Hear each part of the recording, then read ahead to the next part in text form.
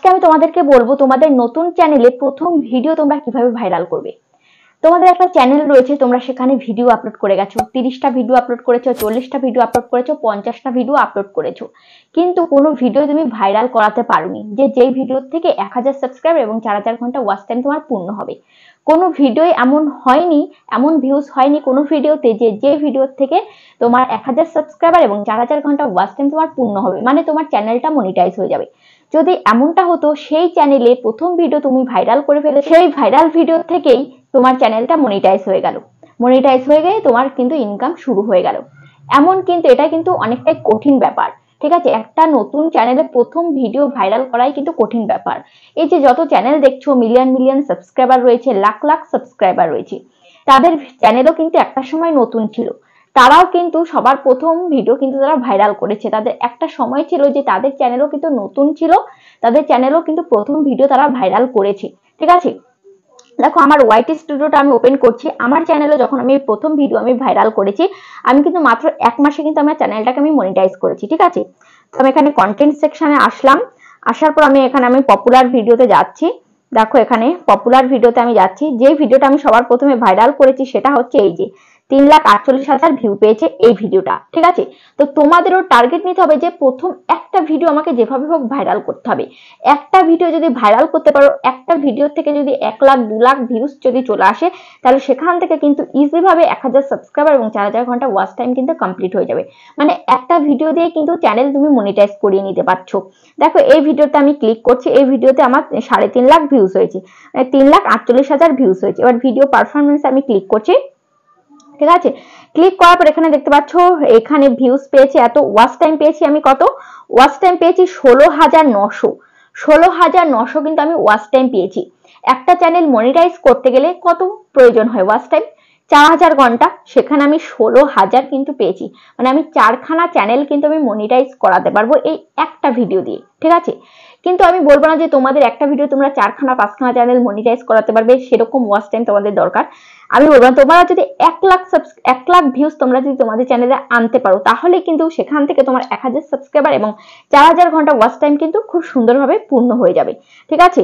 দেখো, সাবস্ক্রাইবার আমি কত পেয়েছি, সাবস্ক্রাইবার পেয়েছি 6000, মানে 6টা চ্যানেল আমি মনিটাইজ করাতে পারবো।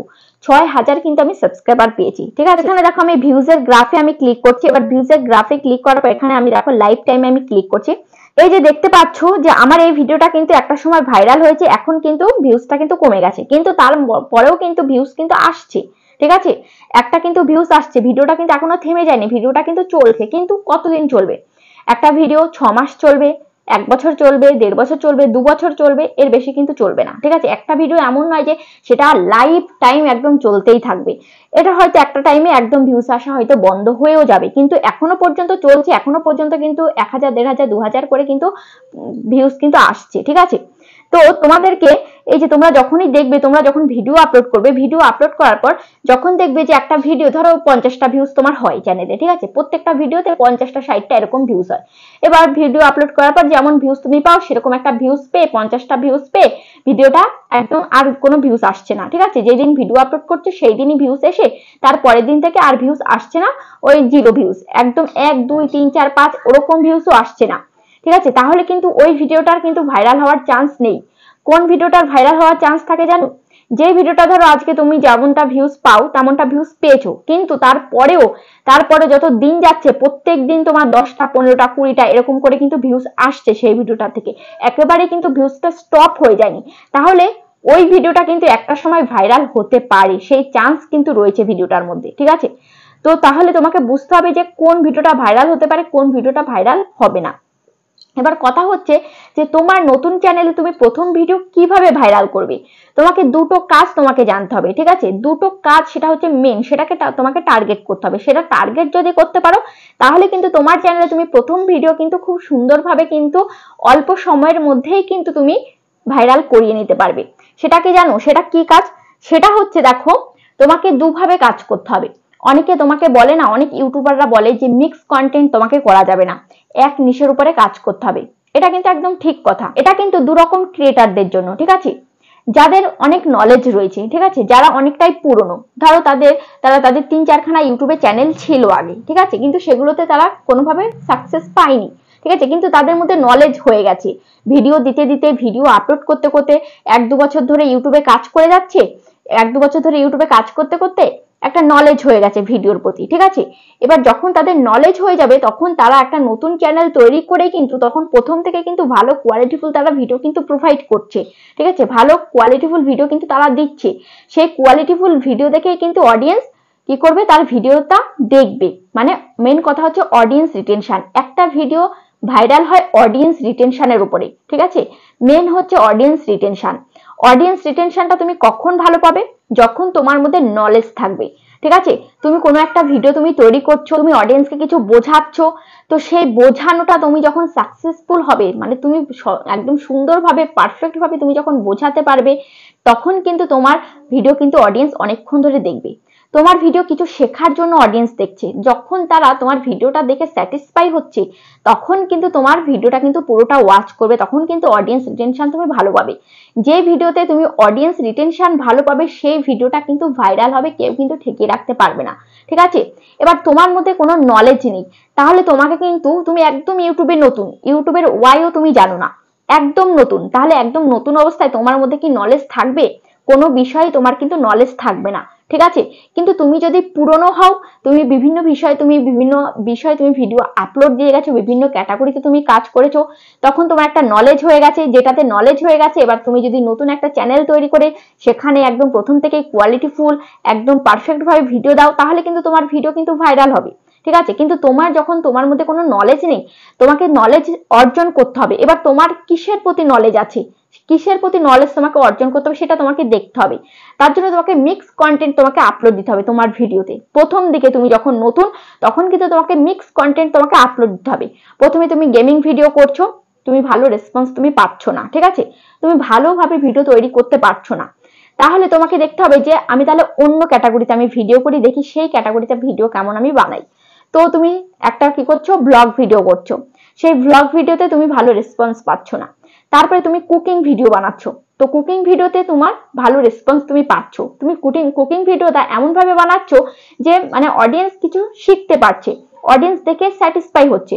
ঠিক আছে, সেখান থেকে তুমি ভালো ভিউজ পাচ্ছ, তাহলে তোমাকে মেনে নিতে হবে যে আমার এই কুকিং এর প্রতি আমার নলেজ রয়েছে, আমার কুকিং এর প্রতি আমি বোঝাতে পারছি, ভালো পারফেক্ট আমি পারফর্ম করতে পারছি, তাহলে তোমাকে সেই কুকিংটাকেই তোমাকে কিন্তু বেছে নিতে হবে। ঠিক আছে, তুমি যে গেমিং তারপরে ব্লগ তুমি যে করেছো সেটা কিন্তু তোমার নলেজ তুমি অর্জন করতে পারোনি, তুমি কুকিংটার প্রতি কিন্তু নলেজ অর্জন করতে পেরেছো। ঠিক আছে, কুকিংটাও কিন্তু তুমি অডিয়েন্সকে ভালোভাবে বোঝাতে পারছো, কুকিং ভিডিও দেখে কিন্তু অডিয়েন্স স্যাটিসফাই হচ্ছে, তাহলে তোমাকে বুঝতে হবে যে আমার জন্য আমাকে কিন্তু কুকিং চ্যানেলেই কিন্তু তৈরি করতে হবে। তখন তুমি কি করতে পারো, তখন তুমি তোমার চ্যানেলে কুকিং ভিডিও কিন্তু আপলোড দিয়ে দিতে পারো, বা তুমি একটা নতুন চ্যানেল তৈরি করে, তারপরে তোমার তো একটা নলেজ হয়ে গেছে, পারফেক্ট একটা নলেজ হয়ে গেছে, তুমি নতুন একটা চ্যানেল তৈরি করে সেখানে কুকিং ভিডিও তুমি দিয়ে যাও। ঠিক আছে, তাহলে দেখবে যে তোমার ভিডিও কিন্তু ভাইরাল করা সহজ হয়ে যাবে, কারণ কি তোমার ভিডিওর কোয়ালিটিটা রয়েছে। তুমি যখন প্রথম দিকে তুমি ভিডিও করবে তখন কিন্তু তুমি কোয়ালিটি খুঁজে পাবে না।